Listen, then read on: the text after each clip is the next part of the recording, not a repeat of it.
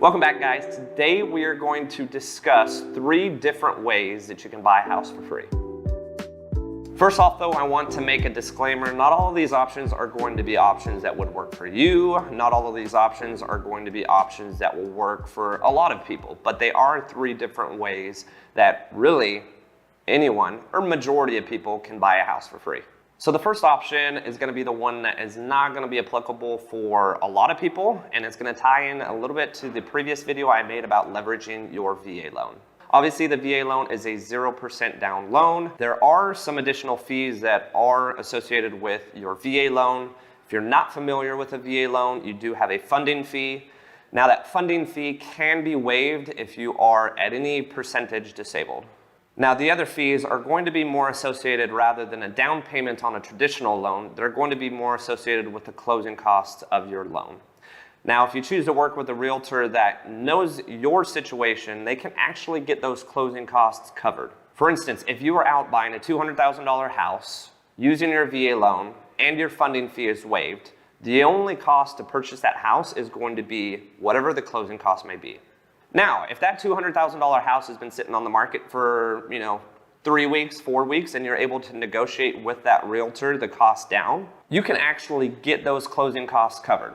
For instance, on a $200,000 loan here in the state of Texas, you'd average around 2 to 2.5% of your total cost for the house. So on a $200,000 house, depending on if you're buying your rate down, that's going to be about $5,000 to $7,000. However, that $5,000 to $7,000 you would have to bring to closing can be covered if the seller gives you seller concessions.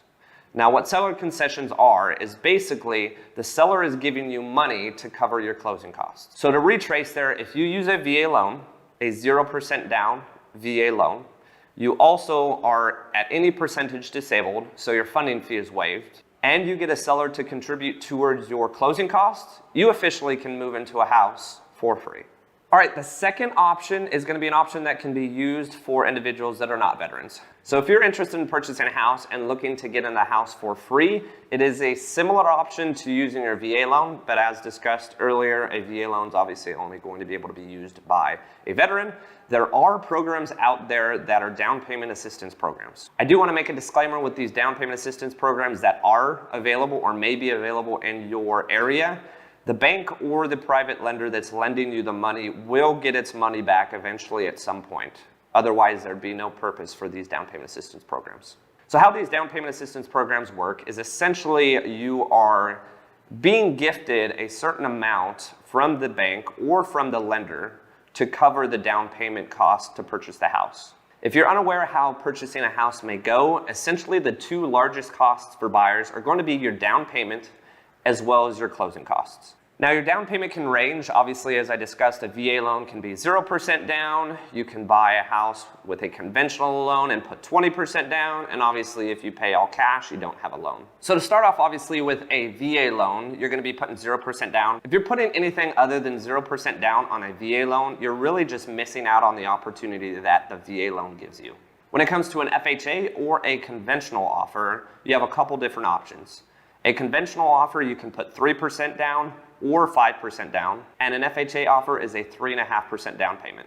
Now, typically these down payment assistance programs are going to be part of an FHA loan, so that 3.5% down is likely going to be gifted or granted to you as assistance for your down payment. However, with interest rates being as low as they've probably been ever, I have individuals that are doing FHA loans in the mid-2s. The down payment assistance programs make up their money in the interest rate. So for example, I'm going to do some quick math here. On a $200,000 house, using an FHA loan, which is 3.5% down, you'd be looking at about a $7,000 down payment. Now, that's just your down payment. You also have to pay your closing costs. As discussed earlier, obviously this can be taken care of by the seller, but that $7,000 you would have to bring to closing. So all in all, if you're paying your closing costs and you're paying your down payment on an FHA loan, you're probably going to be paying about $12,000 to purchase the house. Again, this is on a $200,000 house and is just a broad example. So to take that $12,000 and make it to 0, so where you purchase that house for free, you would use a down payment assistance program that would cover that $7,000 as your down payment. Then, to piggyback off of using your VA loan and having a seller contribute to your closing costs, again, you would negotiate with your realtor to have your closing costs covered. So at the end of the day, the hope is to get that down payment assistance program to cover the $7,000, get the seller to cover the next $5,000 to $6,000, and be able to purchase this house for free. And the last option I'm going to discuss today is actually going to be quite tricky, and it's going to involve a lot of math. This particular option is an option that doesn't come around a lot. It's an option that really anyone can partake in and anyone can take advantage of, but it is very difficult to do. Also, this option is going to be very dependent on where you live and the average price of homes nearby. So if you're an investor, you've probably heard of this method. It's called the BUR Method. Now, I'm in the Dallas-Fort Worth area, and I'll be honest with you, it's very difficult to do in our market. There are individuals that are doing it, and I'm actually looking to pursue it for the first time here in a couple months. The BUR Method stands for buy, rehab, rent, refinance, and repeat. Now, obviously, if you're buying a house, some people are not looking to repeat the method. Also, if you're buying a house, you may not be looking to rent it either. However, this method can definitely be used for a primary residence. It just takes some time. Now, the first step here with the BUR Method is going to be reaching out to a private money lender or a hard money lender. Now, a private money lender or a hard money lender is someone that's going to loan you money to purchase a house on behalf of their interest, knowing that the purchase of that property is a good enough deal that they can recoup that money if you decide to not pay.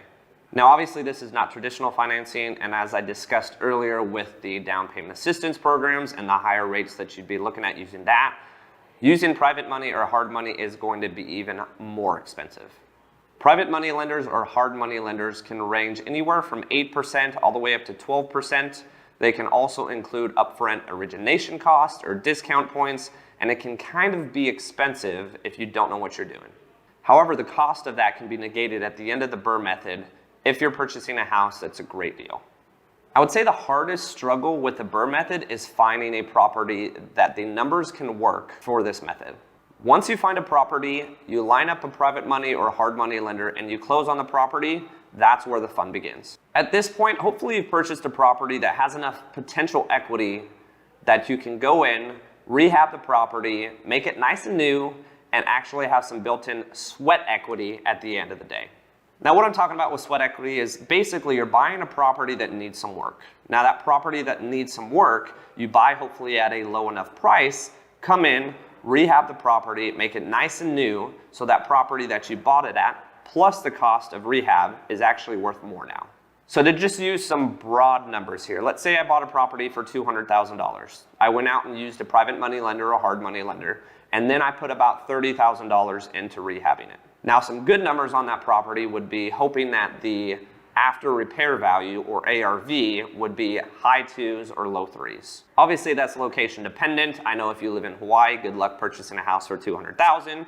And if you live in other parts of the country, $200,000 may be a very expensive home. However, in my market, if I were to purchase a house for $200,000, have about a $30,000 rehab budget and sell it for $295,000 or $300,000, that would be a great opportunity. Now, what a lot of people do is they actually flip properties with that number. So again, if I buy a property for $200,000, I rehab it for another $30,000, and it's worth in the upper 2s or low 3s, then obviously you made a great profit. However, the intention here is to purchase the house and live in it. So how this BUR Method comes into play is once you are done purchasing it, once you've done rehabbing it, then you go to refinance it. Now, when it comes to refinancing, a bank or a local lender is going to only lend you 80% of the actual home's value. Now, 80%, again, using just the broad numbers, let's say 80% of $300,000. So a bank is only gonna loan me $240,000. However, I purchased the property for $200,000. I rehabbed it for $30,000, so I'm only in for $230,000, but the bank's gonna lend me $240,000. Now again, obviously, there's costs associated with lending the money from the private money or hard money lender, and also there's costs associated with refinancing. The hope and expectation is that $10,000 gap that I do have can help me offset the difference in payments between using the private money lender and hard money lender, as well as the cost to refinance it. So all in all, if you get a property, maybe let's say less than $200,000 with the same rehab costs, and maybe it's potentially worth more than $300,000, you can actually either refinance it and have more than 20% equity in it, or you can refinance it and actually take some cash out. The BUR Method is something that's going to be more usable in an area that has a lower price value, It's going to be a lot harder to do the BUR method in areas that have expensive home values, because you're going to have to make up a substantial amount of value in rehab costs. Now, if you haven't subscribed already, make sure to subscribe. I'm actually going to be doing this method myself in the next coming months. I do have a property I'm looking to purchase about 30 minutes away. It's got a ton of foundation work and we're gonna be doing a ton of cosmetic work inside. However, I'm getting it at a great price. And if you wanna watch how that method is done, make sure to subscribe.